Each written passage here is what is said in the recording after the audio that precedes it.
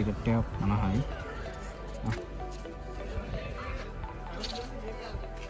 මේ ගල්වන සෙන්ට්‍රිස් එක.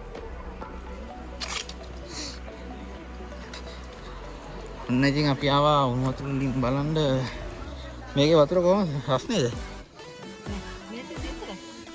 මේක ඉවර දන්නේ.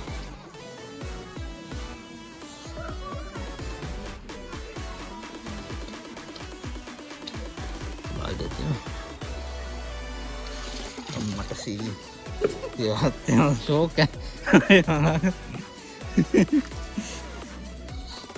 මොකවන්න හීටර් එක ගහලා කකුලට හලා ගත්තා වගේ. අර ඒක ඉන්න සරාම රයින් එක කරා. ඒකට අර කෙරේ යන්නේ මේකද? කෙරේ යට කොට නෑ නේ. යට නෑ නේ. ලින් යට නෑ. අඩි 10ක් විතර වගේ තියෙන්නේ. මේක නම් ටැංකිය. කොච්චර නේ ලොකුවට. මේක නම් ටික ප්‍රශ්නේ තේ බොන්න පුළුවන් මට්ටමට. මේ ලින්ද කොහොමද කියලා බලන්න. ඒක ප්‍රශ්නේ සාමාන්‍ය. ධෝනි. මේක නම් යට නෑ. ඒක රස්නේ වැඩි.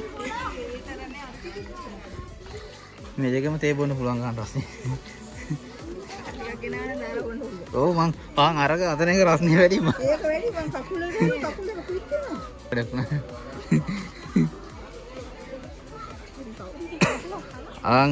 අතන තියෙන ලින්ද තමයි රස්නේ වැඩිම.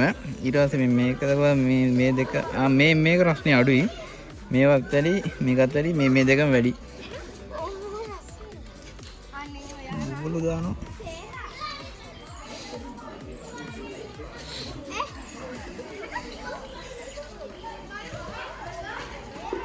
මේව එහෙම යට නෑ නේ. ඒකේ